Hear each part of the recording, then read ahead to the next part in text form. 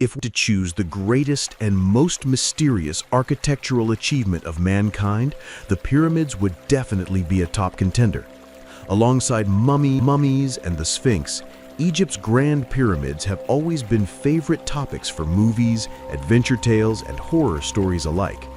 The Great Pyramid of Giza is believed to have been built at least 12,000 years ago, long before ancient Egypt as we know it even existed, possibly the creation of a lost, prehistorical civilization.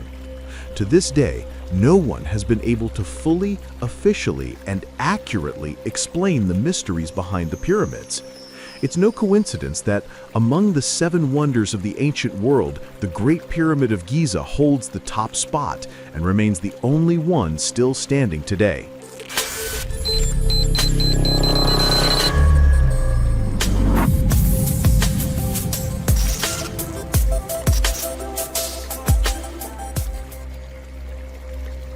Doubt.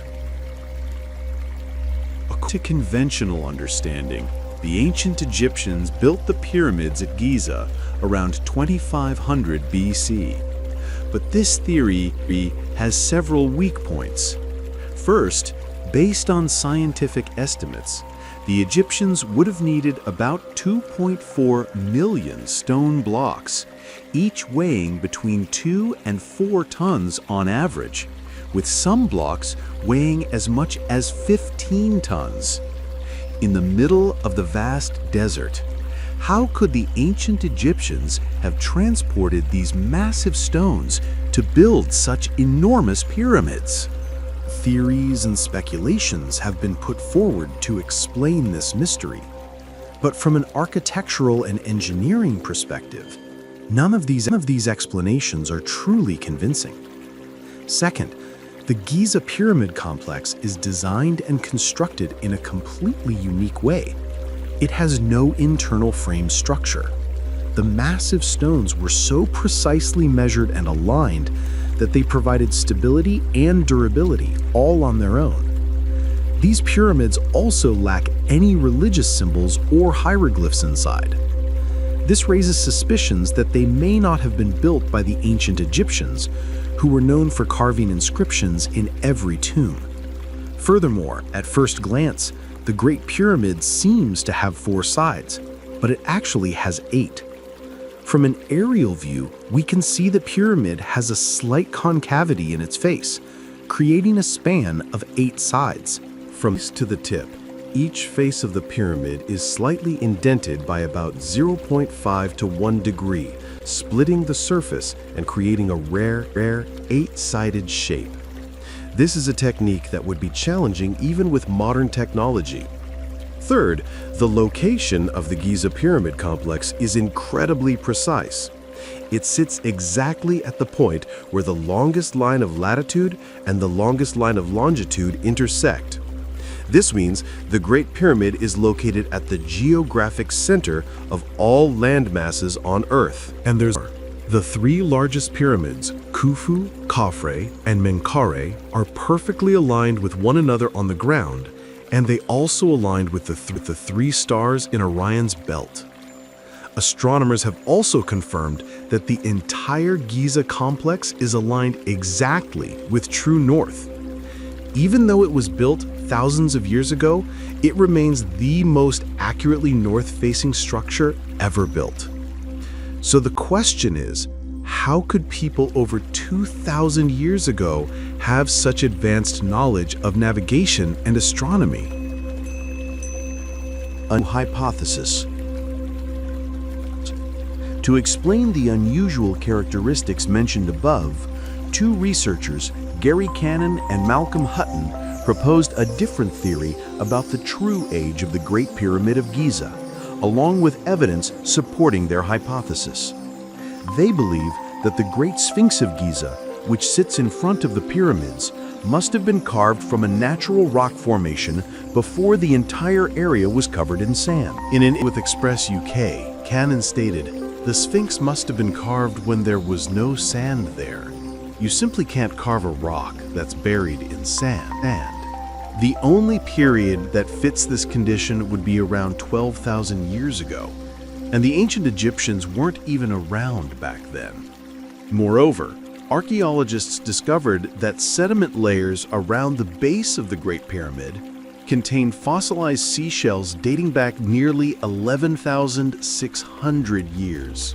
These things strongly suggest that both the pyramids and the Sphinx must have been built at least 12,000 years ago, possibly existing even before the last ice age. According to Professor Cannon, this massive time gap implies that these gigantic structures were not built by the ancient Egyptians. Interestingly, historical texts about world civilizations mention rusty coins were placed inside the pyramid. After about a month, the coins became shiny again. They also placed a glass of fresh milk inside, and after a whole month, it had not changed in color or smell. Fresh fruits kept inside for 2 weeks remained fresh. They didn't dehydrate or wilt at all. So it's very likely that the ancient Egyptians merely discovered the pyramid's incredible preservation abilities, which is why they began placing mummies inside. They may have studied its structure and later built smaller-scale versions of it. Another fascinating fact worth mentioning is that archaeologists have found the remains of giant human beings dating back 12,000 years, the same estimated time the Great Pyramid was supposedly constructed. These ancient giants were believed to have stood between 13 to nearly 40 feet tall. With such height, building massive pyramids may have been no more difficult than us constructing skyscrapers today. So, who built this massive structure?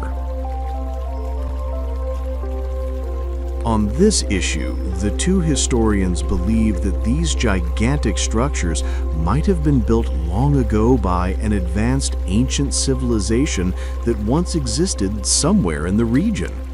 Perhaps it was Atlantis, eventually wiped out by a great flood. Cannon said, "I did some research and found connections between the pyramids and a sunken continent. It might have been Atlantis. When Atlantis sank, its people scattered around the world. Maybe a group ended up in Egypt, and they certainly had the knowledge and technology to construct the pyramids we see today. No one else could have done it. It required incredibly advanced technology. The 3 smaller pyramids at Giza might have been built by the Egyptians, as they are within the capability of human construction. But to claim that the Great Pyramid, with its 2.25 million stone blocks, some weighing up to 250 tons, was built by the ancient Egyptians is simply unreasonable. Even today, we couldn't move those blocks with all the machinery we have. So, the civilization we're talking about must have been far more advanced than we are now. Distance of prehistoric civilizations. The idea that there were advanced civilizations before our current one isn't just a hypothetical theory anymore. Archaeologists have uncovered numerous strange sites and artifacts that support this claim. For example, in June 1968, collector William Meister discovered a 2-inch thick slab of rock in Antelope Springs, Utah, containing the fossil of a human footprint, along with something even more astonishing, a fossilized trilobite that had been crushed under the heel. Puzzled scientists because trilobites are creatures that went extinct during the Permian period, around 250 million years ago. How could a human possibly step on a creature that vanished hundreds of millions of years ago? Even more bizarre, the footprint clearly shows a shoe, a sign of civilization. A fossil of a shoe print dating back hundreds of millions of years? How could any of this be real? According to common knowledge, Galileo invented the telescope in 1609 in Italy. But in Peru, a 30,000-year-old carved stone was discovered depicting a man in modern clothing holding a telescope and observing constellations, planets, and comets. Other stones show scenes of blood transfusions, organ transplants, and even cesarean births, procedures that belong to modern medicine. These images are nearly impossible to explain using the current theory of evolution. In another mind-blowing case, a French factory imported uranium ore from Oklo in Gabon, Africa, back in 1972. To their surprise, engineers discovered that the uranium had already been used. When they went to investigate on site, they found the ore originated from what turned out to be a massive nuclear reactor that had existed 1.8 billion years ago and had been in operation for nearly 500,000 years. The design was so advanced and logically structured that it's far beyond anything we could build today. And many more such unexplainable ancient discoveries scattered across the globe. A growing number of brave scientists have come forward to admit that there were likely multiple prehistoric civilizations that rose and fell throughout Earth's long history. In the end, the truth about our origins might be far different from what we've been taught in textbooks. The idea that we are the first and only intelligent civilization to ever exist on Earth, that we simply evolved from apes, may be a very limited viewpoint. Only those who are willing to challenge old assumptions and objectively consider new discoveries and archaeological findings can truly begin to grasp a deeper reality. In Egypt around 1341 BC, he was originally named Tutankhaten, which means the living image of Aten. He ruled Egypt as pharaoh under the name Tutankhamun for 10 years, until his death at the age of 19 around 1324 BC. In the world of science, and archaeology in particular, King Tutankhamun remains one of the most iconic unsolved mysteries. So, who exactly was Tutankhamun? The secrets of his life and death, buried for thousands of years, are still gradually being uncovered. Genetic testing has confirmed that King Tutankhamun was the grandson of the great pharaoh Amenhotep III, and almost certainly the son of Akhenaten, also known as Amenhotep IV, an extremely controversial figure in the history of Egypt's 18th dynasty during the New Kingdom period. Around 1550 to 1295 BC, his mother is believed to have been one of Akhenaten's sisters. At the time of his birth, ancient Egypt was going through major social and political upheavals. Tutankhamun's father banned the worship of multiple gods and promoted the exclusive worship of Aten, the sun disk. For this reason, he became known as the heretic king. When the people were forced to revere Aten, the sudden religious shift threw society into chaos. The capital was moved from Thebes to Amarna, and Akhenaten poured all his energy into the religious transformation, neglecting both domestic and foreign affairs.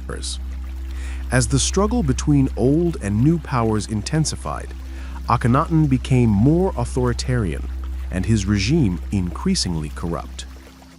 After 17 years on the throne, he passed away. Some scholars believe he was forced to abdicate and died shortly afterward. At that time, Tutankhamun, just 9 years old, inherited his father's throne. That same year, he married Ankhesenamun, his half-sister and the daughter of Akhenaten and Queen Nefertiti. According to records, the young royal couple had 2 daughters, but tragically both died while still in the womb.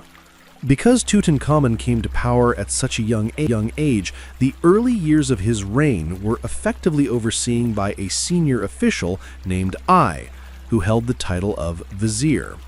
Ai was supported by Horemheb, Egypt's top military commander at the time. Both men reversed the monotheistic decrees of Akhenaten and reinstated the traditional polytheistic beliefs. Tutankhamun ordered the royal court to return to Thebes and made efforts to restore the old order, in hopes that the gods would once again favor Egypt. He ordered restoration of sacred temples and resumed construction at the Karnak temple. The red granite lion statues at Soleb were also commissioned under his supervision. While foreign policy had been largely ignored under his father Akhenaten, Pharaoh Tutankhamun made efforts to revive it, and succeeded. After his death, Tutankhamun was mummified according to ancient Egyptian religious customs, as it was believed that the royal body needed to be preserved for the afterlife. Many theories have emerged over the years regarding who or what killed the young pharaoh. Though he had a tall frame, he suffered from physical weakness due to a bone disease affecting his left foot. Some scholars believe this was the result of inbreeding within the royal family. DNA tests released in 2010 confirmed that Tutankhamun's parents were actually siblings.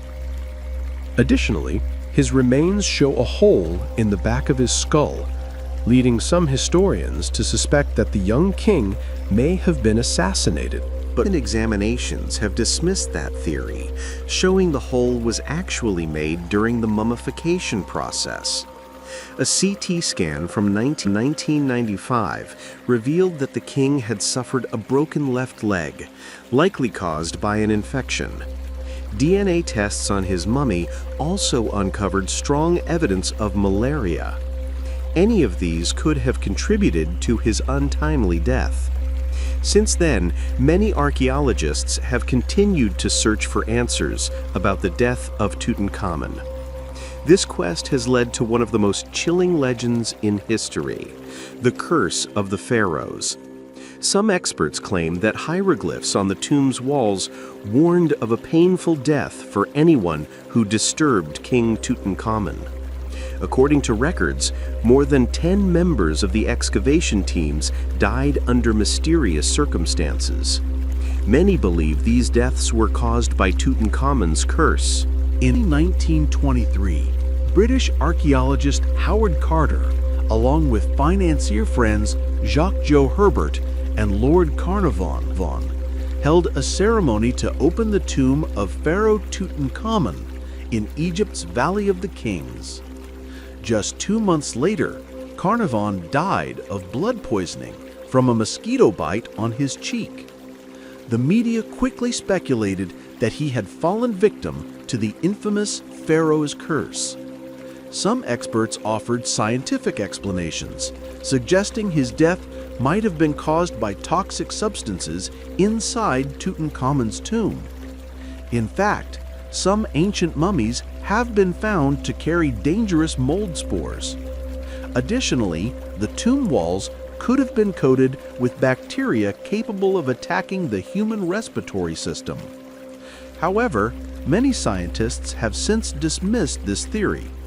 They believe Carnarvon had pre-existing chronic health issues before ever entering the tomb. Yet, even after decades, the mysterious deaths of the 10 members of that expedition remain unsolved. A study published by the British Medical Journal in 2002 revealed something strange. The so-called curse appeared to have no effect on native Egyptians. To this day, this claim remains unproven. During his excavation, Howard Carter also discovered 2 daggers carefully wrapped within the linen bandages of Tutankhamun's mummy. One dagger had a gold blade, while the other had a blade made of iron. Both were sheathed in elaborately decorated golden scabbards. Of the 2, the iron dagger is considered far more valuable. That's because during Tutankhamun's lifetime, iron was extremely rare and precious. As the ancient Egyptians described it, this was iron from the sky, metal sourced mostly from meteorites. Other iron artifacts were also found in the boy king's tomb, including 16 small needle tips, a small headrest, and a miniature breastplate. Interestingly, These metal pieces were not finely crafted. Based on their crude design and small size, experts believe they were made by local Egyptian craftsmen. However, the second dagger was something truly special. It was a product of meticulous craftsmanship and exquisite detail. Some experts believe it originated from a foreign land, not made by Egyptian hands. Royal records even state that the dagger was a gift from a neighboring king, presented before Tutankhamun was born. It was placed in a prominent position, leading some to speculate that it may have been used during his mummification rituals. Later, when researchers examined Tutankhamun's golden burial mask, they saw a young man with classically idealized features. A strong jawline, full lips, high cheekbones, and regal eyebrows. According to the Daily Mail, thanks to advanced 3D imaging, the truth was finally revealed. The boy king's body underwent a virtual autopsy using CT scans, DNA analysis, and over 2,000 digital scans. Scientists spent considerable effort reconstructing his face to investigate the theory that he may have suffered a fatal chariot accident or was murdered. But new research suggests that King Tutankhamun was born with several deformities, making it physically impossible for him to participate in chariot racing. Experts revealed that Pharaoh Tutankhamun was physically frail, with a deformed and twisted hip. He also suffered from epilepsy, malaria, and had to walk with a cane due to a broken leg. There was no way King Tut could have stood upright in a fast-moving chariot. His condition is widely believed to be the result of his parents' incestuous marriage. Tutankhamun's tomb is located in the Valley of the Kings. It's believed that his early death required a rushed burial, which is why his remains were placed in a smaller than usual tomb. It's very likely the tomb was originally built for a lesser noble. 7 days after his death, Tutankhamun's body was finally laid to rest, and his tomb was sealed. After that, no known records mentioned Tutankhamun. As a result, he remained virtually unknown for centuries. In fact, even the location of his tomb was lost. It wasn't until 1922, when British archaeologist Howard Carter discovered it, that the tomb was finally found, sealed for more than 3,200 years. The enormous collection of artifacts and treasures buried with him to guide the king into the afterlife offered an incredible glimpse into royal life in ancient Egypt. This instantly made King Tutankhamun the most famous pharaoh in the world. Artifacts from his tomb have toured the globe in several blockbuster museum exhibitions, including the Treasures of Tutankhamun, which captivated audiences worldwide from 1972 to 1979. Today, King Tut's mummy remains on display in his tomb in the Valley of the Kings, inside chamber KV62. His layered coffins were eventually replaced with a specially designed glass case. Even after thousands of years, the mystery surrounding King Tutankhamun continues to puzzle experts and captivate the world. If the question of who truly built the pyramids already leaves us in awe, then the level of advanced scientific and engineering knowledge embedded within them is even more astonishing, far beyond what we can easily comprehend. Yet gaining access to and uncovering the secrets of the pyramids is no easy feat. Many scientists, driven by curiosity, and tomb raiders with greedy intentions, have lost their lives after violating the unspoken sacred laws of the pharaohs. The ancient pyramids are monumental tombs that ancient Egyptian kings built for themselves. These pyramids are considered one of the 7 wonders of the ancient world.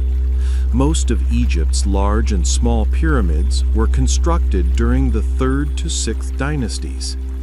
These magnificent and awe-inspiring structures have withstood over 4,000 years of rise and fall through the tides of time. They are mainly located around Egypt's capital, Cairo, especially in the Giza region on the west bank of the Nile River. To this day, they still stand tall under the sky, attracting visitors from all corners of the globe. Through 4 millennia of history, the pyramids remain shrouded in mystery, wrapped in a veil of ancient and mystical legends. Among the most terrifying elements are the curses inscribed on the tomb walls. According to legend, anyone who dares to disturb the peace of a pharaoh will have the wrath of the gods fall upon them. These seemingly mythical warnings were meant to deter the greedy souls of future generations from plundering the priceless treasures buried within. Strangely enough, for centuries, everyone who dared enter the pharaoh's tombs, from grave robbers and insurance agents to scientists and surveyors, all ended up falling victim to the curse. If they didn't die on the spot, they would suffer from strange, incurable illnesses and die in pain and agony. In November 1922, after 7 long years of exploration, the renowned British archaeologist Sir Howard Carter discovered and opened the tomb of Pharaoh Tutankhamun.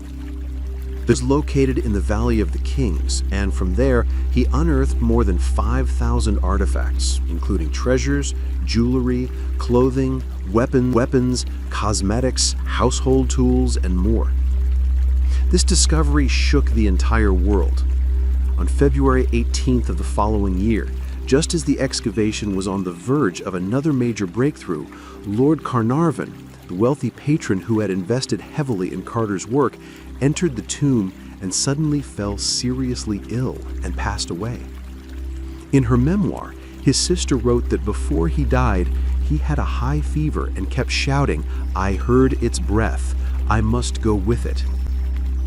In another incident not long before that, an archaeologist accidentally knocked over a stone statue on the way into the tomb and later died from a strange illness resembling a nervous breakdown. The radiologist named Archibald Douglas Reed, who performed the X-ray scan of the pharaoh's mummy, also became a victim. His health steadily declined until he eventually died. Within 2 years after the tomb was opened, 22 members of the excavation team died under mysterious and unexplained circumstances. Since then, news of the pharaoh's curse spread far and wide.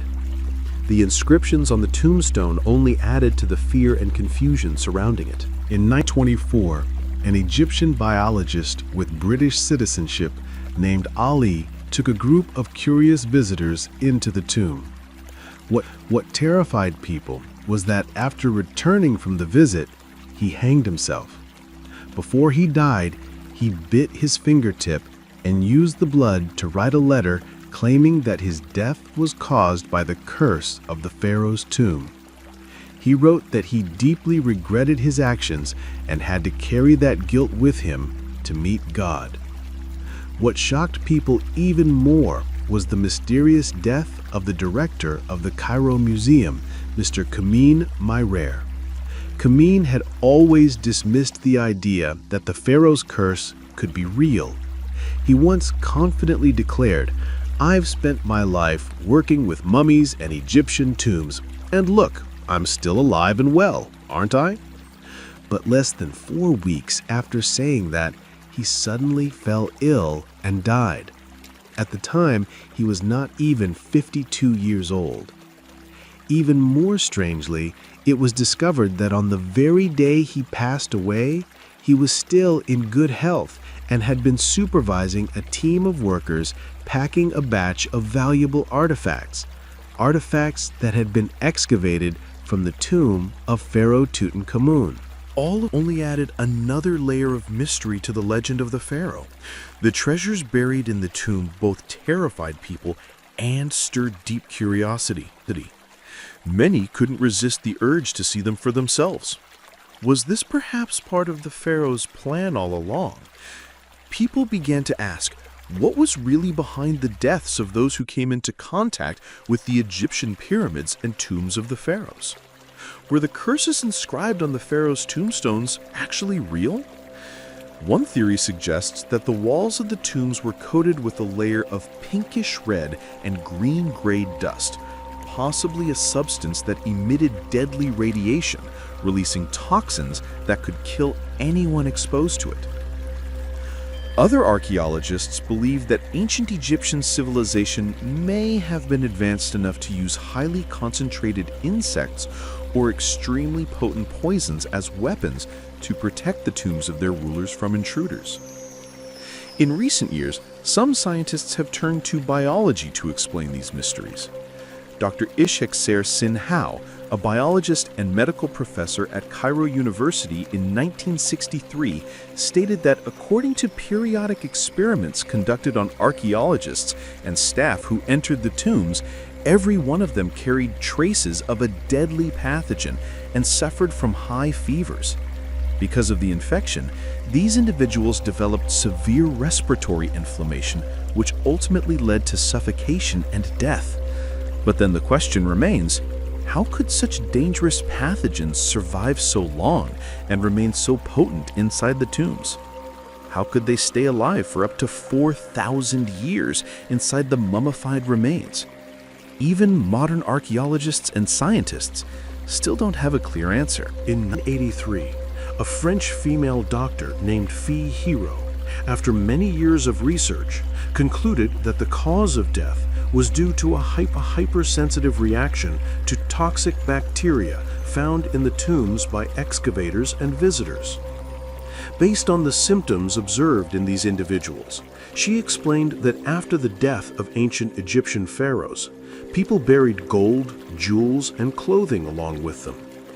In addition, a large amount of fruits, vegetables, and food items were also buried. Over hundreds or even thousands of years, these food items rotted and produced harmful bacteria invisible to the naked eye. These bacteria clung to the tomb walls. Anyone who inhaled them would suffer from acute respiratory illness. Professors Domitian and Istanbul, while entering a newly excavated tomb to copy inscriptions, were exposed to a high concentration of these deadly bacteria and died as a result.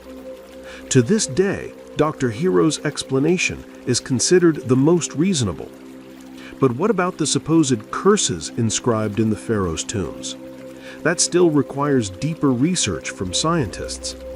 Even recently, scientists have uncovered issues related to what's called pyramid energy. The truth behind it remains unknown. We simply cannot speculate. Some scientists have proposed another theory, that the so-called Pharaoh's curse might actually stem from the design of the pyramid itself. The tomb's layout and passageways might generate, concentrate, and emit radiation, magnetic vibrations, and energy waves, or even create some kind of physical field. In other words, the mysterious powers of the pyramid we mentioned earlier could be at work. So ultimately, what's true and what's not? Everyone has their own interpretation. But uncovering the true meaning of the curses is clearly no simple task, at least not for now. Humanity has spilled a great deal of ink discussing the ancient Great Pyramid of Giza, a place still shrouded in unsolved mysteries located in the land of Egypt. Even today, spending just one night in the king's chamber inside the pyramid was enough to leave even a brave and brilliant general like Napoleon shaken and disoriented. This story has truly sparked curiosity and driven scientists to investigate. What exactly happened on that fateful night? Stay tuned to the video to find out. Let's to the year 1798, when Egypt was still under British colonial rule. Napoleon led a military expedition to this mysterious land in an effort to expand French territory into East Africa. Like many others, he was captivated by the secrets of the pharaohs hidden within the pyramids and the rich history of the region. Napoleon had always been fascinated by the mystical elements of Egypt. In fact, even before the campaign, the great emperor had established the Institute of Egypt, an academy of researchers and scholars tasked with combining military conquest and archaeological exploration. During this expedition, Napoleon decided to launch a research mission. He brought along technicians, surveyors, astronomers, and archaeologists to help uncover the secrets of the pyramids, one of humanity's most incredible achievements. The team carried out surveys and measurements of the Giza Pyramid under Napoleon's orders and published several findings. Most notably, in 1799, they discovered the famous Rosetta Stone, a groundbreaking find that helped scholars decode ancient Egyptian hieroglyphs for the first time. But beyond research, Napoleon personally wanted to experience the mystery within the pyramids. He insisted on spending a night alone inside the king's chamber, a place he had heard many strange stories about. However, the next morning, when Napoleon emerged from the chamber, his face had gone pale, disturbed and eerily silent. It was as if he had witnessed something truly terrifying inside the tomb. His aide, clearly concerned, asked what had happened, but Napoleon refused to talk about it, saying that no one was ever to mention that night again. Years later, as he lay on his deathbed, a close friend asked what he had experienced inside the king's chamber. Napoleon started to speak, then changed his mind. He simply shook his head and said, "No, it wouldn't matter. You'd never believe me." And just like that, whatever happened inside the Great Pyramid became a secret Napoleon took to his grave. Since then, countless theories have emerged about the mysterious encounter Napoleon had in Egypt. According to one unverified source, he may have seen visions of his own destiny while in that chamber. What's even more intriguing, Napoleon Bonaparte wasn't the only one to have a mysterious experience inside the Great Pyramid. Later, in 1930, a British journalist named Paul Brampton spent a night inside the king's chamber, just like Napoleon once did. He described his experience in a famous book titled A Quest in Mysterious Egypt. The king's chamber is made entirely of granite. That night, he sat on a stone slab with only a single candle lit. As night fell, darkness thickened around him. The only light came from the flickering candle, and the silence was almost overwhelming. That's when he began to see ghostly figures drifting around him. Though terrified, Paul was determined to stay until morning. The shadows quickly vanished, but what happened next was even more terrifying. He gradually felt his body become paralyzed, unable to move. At that moment, a group of figures appeared, dressed in ceremonial robes that resembled ancient priests. These ghostly beings led him to a hidden room within the pyramid. They called it the Hall of Learning. There, he felt his soul slowly leave his body and drift into another realm beyond death. What he described was a full out-of-body experience. He claimed he could see a silver cord connecting his lifeless body to his hovering spirit within the pyramid. His body lay still on the stone floor, but the ancient guides began revealing secrets about the Great Pyramid. They said it was built during Egypt's 4th dynasty, around 2580 to 2560 BCE, a time when the legendary civilization of Atlantis may have still existed. Perhaps the myths of a brilliant lost civilization were true after all. But then catastrophe struck. A great flood swallowed the continent thousands of years ago, just as described in the Bible. The priests also took him on a tour, revealing the secrets hidden within the pyramid's inner chambers. After all of this, he woke up the next morning alive and well. The night had felt so vivid and real that he was convinced the priests he met were truly living inside the pyramid. However, experts believe they weren't living beings, but spirits. They came to show humanity one powerful truth, that life continues after death. If this theory is correct, it would prove that the soul is real. When we die, our physical body decays, but the soul lives on forever.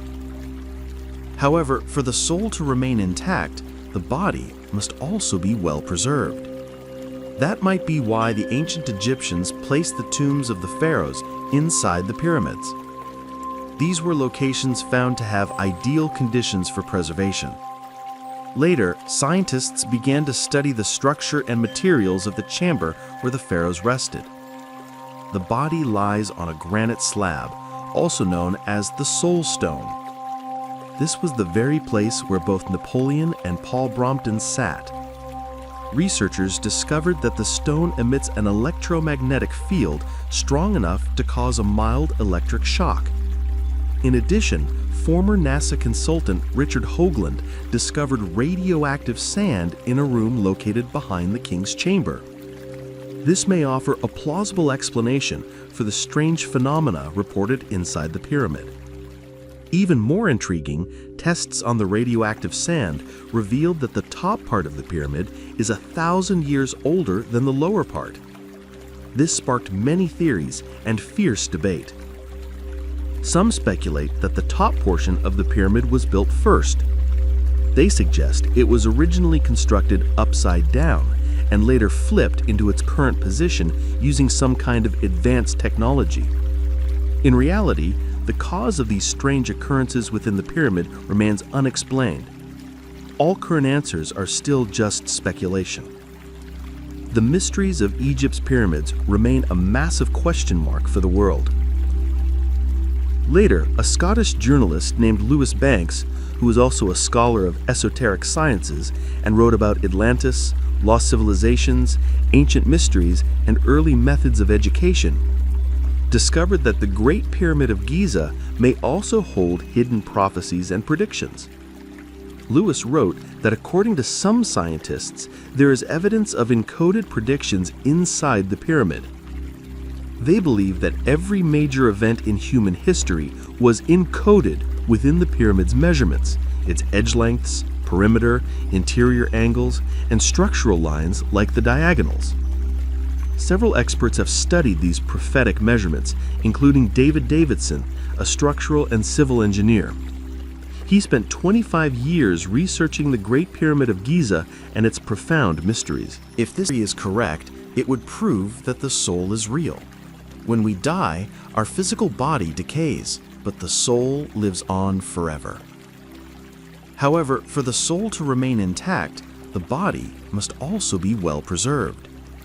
That might be why the ancient Egyptians placed the tombs of the pharaohs inside the pyramids. These were locations found to have ideal conditions for preservation. Later, scientists began to study the structure and materials of the chamber where the pharaohs rested. The body lies on a granite slab, also known as the Soul Stone. This was the very place where both Napoleon and Paul Brompton sat. Researchers discovered that the stone emits an electromagnetic field strong enough to cause a mild electric shock. In addition, former NASA consultant Richard Hoagland discovered radioactive sand in a room located behind the king's chamber. This may offer a plausible explanation for the strange phenomena reported inside the pyramid. Even more intriguing, tests on the radioactive sand revealed that the top part of the pyramid is 1,000 years older than the lower part. This sparked many theories and fierce debate. Some speculate that the top portion of the pyramid was built first. They suggest it was originally constructed upside down and later flipped into its current position using some kind of advanced technology. In reality, the cause of these strange occurrences within the pyramid remains unexplained. All current answers are still just speculation. The mysteries of Egypt's pyramids remain a massive question mark for the world. Later, a Scottish journalist named Lewis Banks, who was also a scholar of esoteric sciences and wrote about Atlantis, lost civilizations, ancient mysteries, and early methods of education, discovered that the Great Pyramid of Giza may also hold hidden prophecies and predictions. Lewis wrote that according to some scientists, there is evidence of encoded predictions inside the pyramid. They believe that every major event in human history was encoded within the pyramid's measurements, its edge lengths, perimeter, interior angles, and structural lines like the diagonals. Several experts have studied these prophetic measurements, including David Davidson, a structural and civil engineer. He spent 25 years researching the Great Pyramid of Giza and its profound mysteries.